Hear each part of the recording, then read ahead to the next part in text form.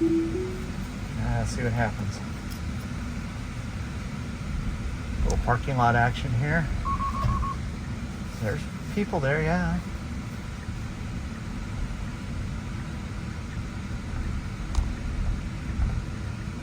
Ooh, apparently we're not going to stop and check.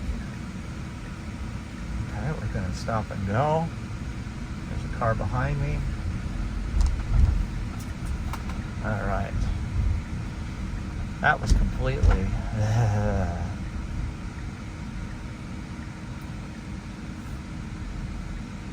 They stopped for the stop sign. Come on, let's go.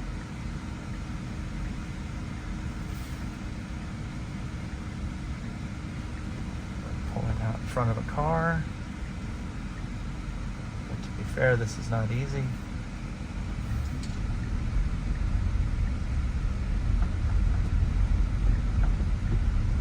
Okay, it's slowing down for a green light. Fortunately, there's nobody behind us, so I'll just let it do it. Swinging out wide to the right. We're going to need to make a quick right turn, so it's got to get over. All right, that's pretty good. I didn't really touch the wheel the whole time it's been going. I mean, like any kind of correction or anything. Still a C+.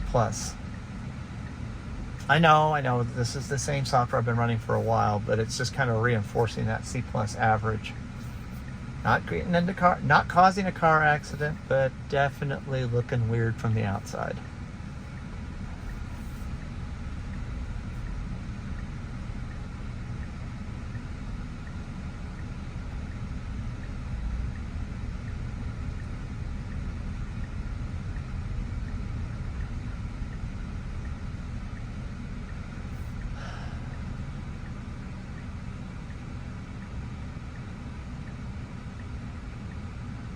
The fact that it makes it through any of that without me having to touch it or without having to grab it and take control, that's why it gets the plus on the C. If it wasn't so sketchy and indecisive and shaky, it would get a better grade. If it looked like I was driving as a normal, competent person, that's the A. That's the B, let's say. Let's say that's a B+ rating. The A+ would be that it makes nice, smooth decisions and transitions and keeps the cars around me happy. Doesn't block the middle of the lane that could be split where a person can turn right and a person can go straight. You get to that level, you get to what I call an A level, and I think you have robot taxi almost.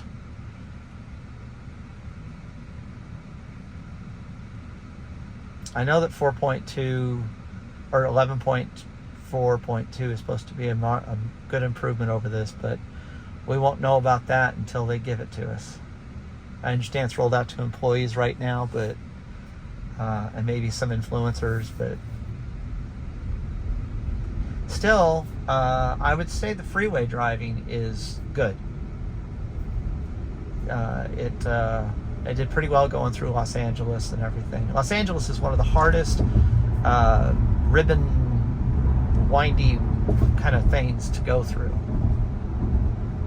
as far as freeways go. This is all nice and smooth.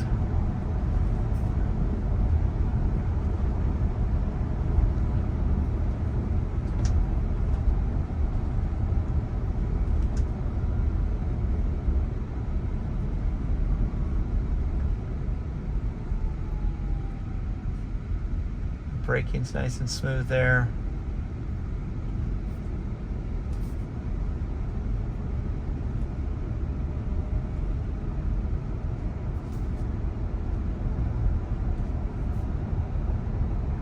It's actually, you know, there's this thing that bugs me, and that is it wants you to keep your hand on the wheel, but the wheel is turning fast when it needs to turn fast, you know. And for me to keep my hand on the wheel could actually cause an accident or something, in the sense that it could miss something. So I almost think that if the thing wants you to tug on the wheel, like it's done twice now, it should ask you to do that before it gets to any complicated turn. I don't know how you're supposed to keep your hands on the wheel when it's spinning around. I mean, because it doesn't take much force to override it or intervention, to trigger an intervention, which is where it stops steering and now you're in charge. A while back, I had this incident where I was getting on the curly Q to get on the freeway, and as I was in the curly Q, I swiped down twice to activate the enhanced autopilot, and the car turned to go on the freeway, and then it disengaged and it almost hit the divider, and I grabbed the wheel and turned it because there was a concrete barrier there because of the construction. I grabbed the wheel and I turned it, and it was one of those hard turns where you can just feel the tires rolling over and stuff, and we just barely missed the divider. So why do I bring that up? Am I an idiot? Well, yeah, because I trusted the car, but at the same time, I shouldn't be activating autopilot while it's in that turn. But I tend to be really conservative and safe when I do things. I feel like I had plenty of time for the autopilot. They were pointing in the correct direction for the autopilot to take over.